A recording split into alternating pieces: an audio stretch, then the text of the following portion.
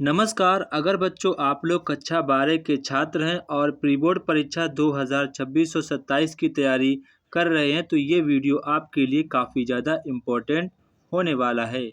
बच्चों आज हम लोग अंग्रेजी विषय के लिए एक इम्पोर्टेंट और न्यू क्वेश्चन पेपर सॉल्व करेंगे जो कि बच्चों आपके प्री बोर्ड परीक्षा में पूछा जाएगा।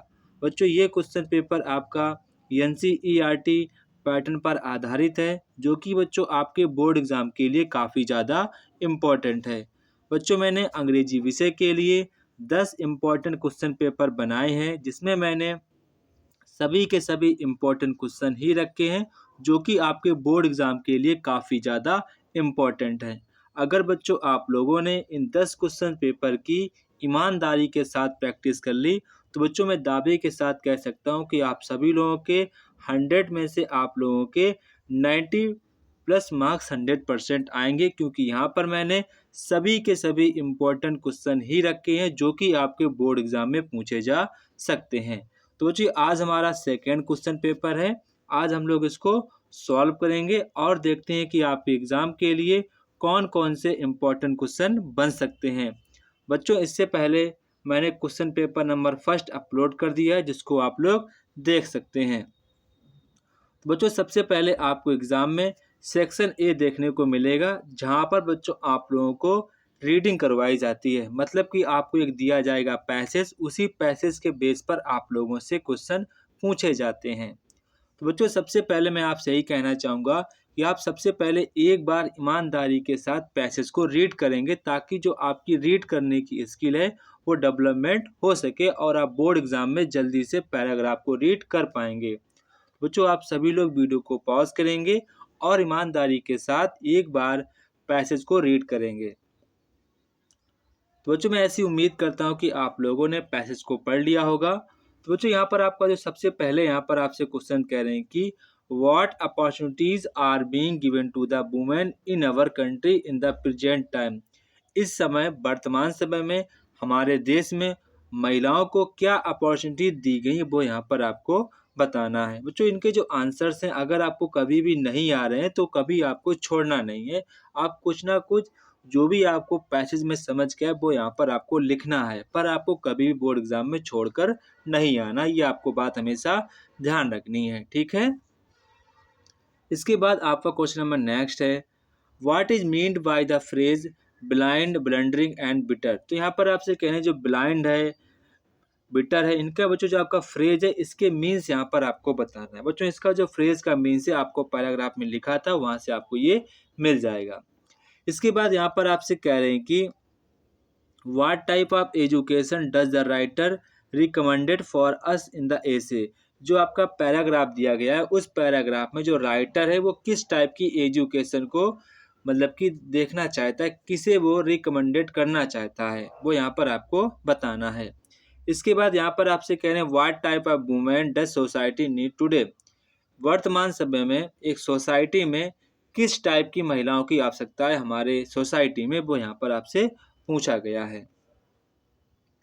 इसके बाद यहाँ पर आपसे कहने की विच word in the passage in the same meaning of limited pervaded. तो बच्चों यहाँ पर आपको जो मीनिंग दिया गया है परवेडेड, तो बच्चों यहाँ पर इसकी सेम मीनिंग जो वर्ड है वो पैसेज में आपको बताना क्या मीनिंग हो सकती है।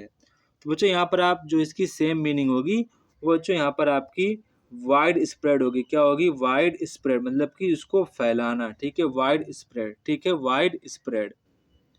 इसके बाद यहाँ पर आपसे कह रहे हैं कि विच word in the passage opposite. यहाँ पर आपसे कह रहे हैं कि अनवर्ती का यहाँ पर आपको अपोजिट बताना है। तो पैसेज के अकॉर्डिंग तो आपका हो जाएगा वर्ती। क्या हो जाएगा? वर्ती यहाँ पर आपका हो जाएगा।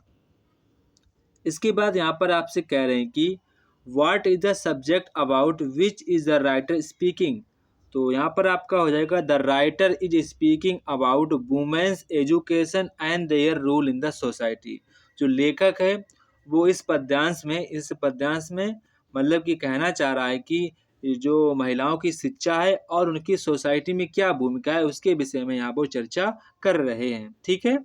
इसके बाद यहाँ पर आपका सेक्शन बी आता है जहाँ पर बच्चों आप लोगों को राइटिंग्स करवाई जाती हैं ताकि आपके अंदर कितनी सोचने समझने की क्षमता है।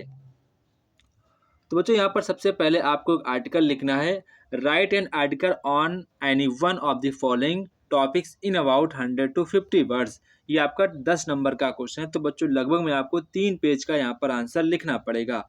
मतलब बच्चों ये आपका एक प्रकार का ऐसे होता है। तो बच्चों यहाँ पर आपको हमेशा एग्जाम में वही वाला ऐसे चूज करना है जिस पर आप अधिक से अधिक हेडिंग बना सकें। ठीक है, ये बात हमेशा आपको ध्यान रखना है, वही वाला यहाँ पर आपको चूज करना है जिस पर बच्चों आप अधिक से अधिक हेडिंग को बना सकें। ठीक है, तो हमेशा आपको वही चूज करना है। अगर आपने ऐसा किया तो आपकी जल्दी से पेजिंग बढ़ जाएगी और आप अन्य बच्चों से आगे भी निकल जाएंगे। ठीक है, तो ये आपको हमेशा करना है।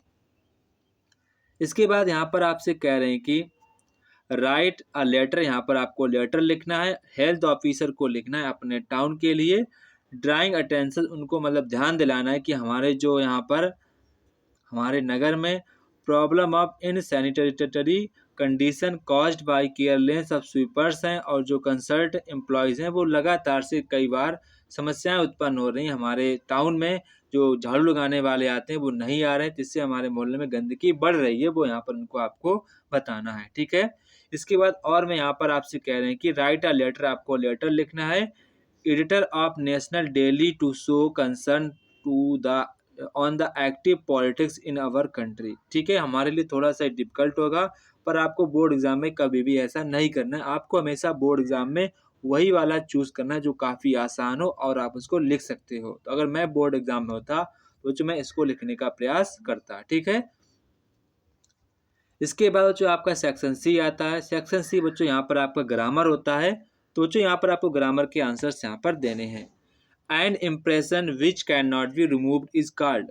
तो बच्चों यहाँ पर आपका आंसर हो जाएगा इंडिवल। तो यहाँ पर आपका ऑप्शन नंबर डी वाला करेक्ट आंसर हो जाएगा। The phrase at a snail's pace means. तो बच्चों यहाँ पर आपका जो फ्रेज दिया गया है इसका मीन्स यहाँ पर क्या है, तो इसका बच्चों मीन्स है वेरी स्लो। क्या है, वेरी स्लोली। तो यहाँ पर आपका ऑप्शन नंबर सी वाला करेक्ट आंसर हो जाएगा। इसके बाद यहाँ पर आपका क्वेश्चन नंबर सी है द साइनोनेम ऑफ क्यूर। तो क्यूर का साइनोनेम यहाँ पर क्या हो जाएगा, तो आपका हो जाएगा पेक्यूलियर। क्या हो जाएगा, peculiar. Sheela spoke her father to go her college which word in the sentence error. तो बच्चों यहाँ पर आपको बताना किस सेंटेंस में यहाँ पर आपकी एरर है, वो यहाँ पर आपको बताना है। ठीक है, तो बच्चों यहाँ पर आप देखेंगे जहाँ पर टू लगा है, मतलब कि यहाँ पर टू हर कॉलेज नहीं होगा। यहाँ पर आपको किस सेंटेंस में वहाँ पर आपसे गलती पूछा गया है। तो यहाँ पर आप कह सकते हैं कि जहाँ पर आपको विथ में गलती है, कहाँ पर है, स्पोक, मतलब कि यहाँ पर आपको जो विथ है यहाँ पर विथ नहीं लगेगा। जब विथ यहाँ पर चला जाएगा तो इसके अकॉर्डिंग चेंज हो जाएगा। तो यहाँ पर आपका ऑप्शन नंबर ए वाला करेक्ट आंसर हो जाएगा। विथ की जगह यहाँ पर आपकी गलती है। ठीक है, विथ की जगह यहाँ पर आपकी गलती है, यहाँ पर आपका विथ नहीं लगेगा। ठीक है, इसके बाद यहाँ पर आपसे कह रहे हैं कि द एंटोनाइम फॉर असेंट। तो असेंट का यहाँ पर एंटोनिम्स क्या हो जाएगा, तो आपका डिसेंट हो जाएगा। तो यहाँ पर आपका ऑप्शन नंबर डी वाला करेक्ट आंसर हो जाएगा। इसके बाद बच्चों यहाँ पर आपसे कह रहे हैं कि चेंज एनी वन। यहाँ पर आपको किसी एक को चेंज करना है। The general said to soldiers march forward and kill enemy. तो यहाँ पर आप लिखेंगे द जर्नल, क्या लिखेंगे, the journal commanded, the general commanded, the general commanded his soldiers to to march and kill the enemy. ठीक है, इसके बाद यहाँ पर कह रहे हैं कि Narendra said to Pooja are you qualified for the post you applied for. तो यहाँ पर आप लिखेंगे नरेंद्र, क्या लिखेंगे, यहाँ पर आप लिखेंगे नरेंद्र आस्क्ड, क्या लिखेंगे, नरेंद्र आस्क्ड पूजा। ठीक है, Narendra asked Pooja if you यहाँ पर आपका चेंज हो जाएगा पूजा अकॉर्डिंग। तो यहाँ पर आपका हो जाएगा सी, क्या हो जाएगा, C was qualified for the post. यहाँ पर आप लिखेंगे फॉर द पोस्ट। इसके बाद यहाँ पर कह रहे हैं सी हैड अप्लाइड फॉर। ठीक है, सी हैड अप्लाइड फॉर, ये आपका यहाँ पर इनडायरेक्ट स्पीच बन जाएगा। इसके बाद यहाँ पर आपसे कह रहे हैं combine any one of the following as directed. बच्चों यहाँ पर आपको सेंटेंस को सिंपल सेंटेंस में कन्वर्ट करना है। सबसे पहले आप लिखेंगे the patient is too weak to walk up stairs. To walk up stairs. इसके बाद यहाँ पर आपका क्वेश्चन नंबर नेक्स्ट है। यहाँ पर आपसे कह रहे हैं कि आपको कम्प्लेक्स सेंटेंस में इसको कन्वर्ट करना है। तो यहाँ पर आप लिखेंगे नो वन न्यू दैट, या फिर चाहे यहाँ पर आप व्हाट भी लिख सकते हैं, व्हाट शीला डिड, ठीक है। No one knew what Sheela did, ठीक है। इसके बाद यहाँ पर आपसे कह रहे हैं कि transform any one of the following, यहाँ पर आपको किसी एक का यहाँ पर आपको ट्रांसफॉर्म करना है। तो यहाँ पर आपसे कह रहे हैं कि आपको पैसिव वॉइस बनाना है। तो इसको बच्चों डोंट से, तो इसको हम लेट से बनाएंगे। लेट हिम, क्या लिखेंगे, let him be told told the secret of your family.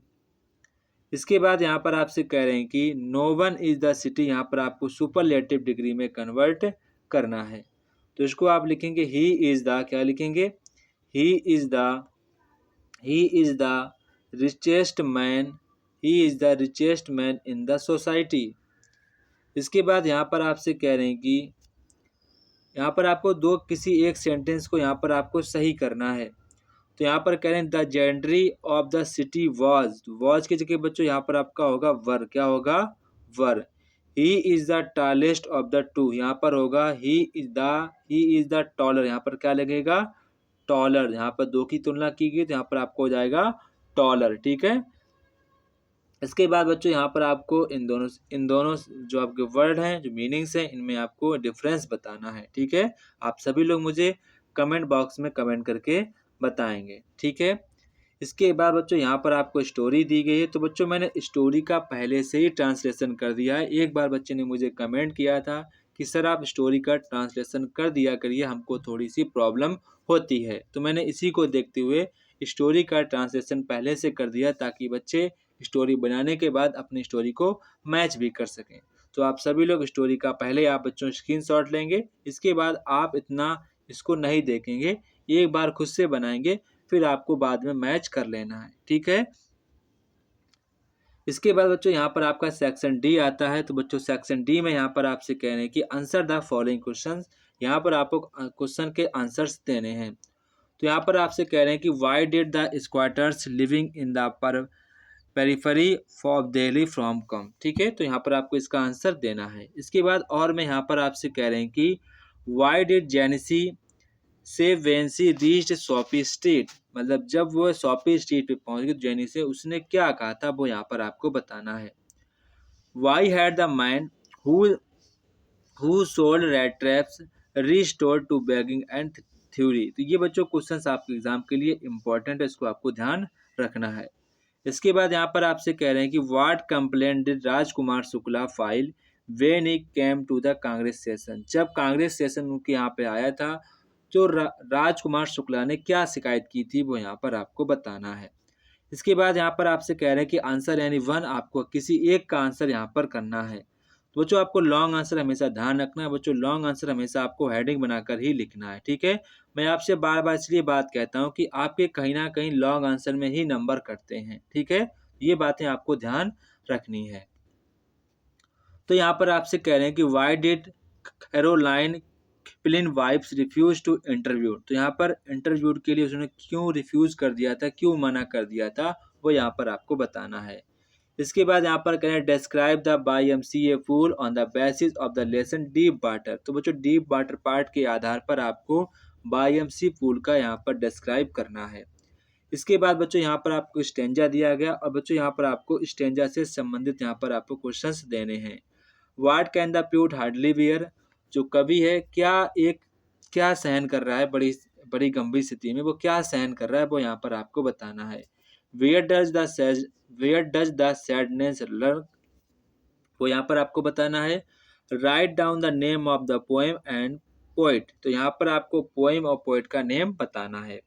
इसके बाद यहाँ पर आपसे कह रहे हैं कि बच्चों आपको यहाँ पर सेंट्रल आइडिया लिखना है। तो बच्चों यहाँ पर आपको किसी एक टॉपिक पर सेंट्रल आइडिया लिखना है। लगभग बच्चों आपको एक पेज का यहाँ पर सेंट्रल आइडिया लिखना पड़ेगा, ठीक है। इसके बाद यहाँ पर आपसे कह रहे हैं कि answer the following questions in about 40 words. तो यहाँ पर कह रहे हैं कि which picture was there the on the stamp of the involve that के चार्लीज ग्रांटेड। इसके बाद यहाँ पर आपसे कह रहे हैं कि why did anxiety of Maharaja reach to fever pitch. ठीक है बच्चों, ये भी क्वेश्चन आपके एग्जाम के लिए इंपॉर्टेंट है, इसको आपको यहाँ पर ध्यान रखना है।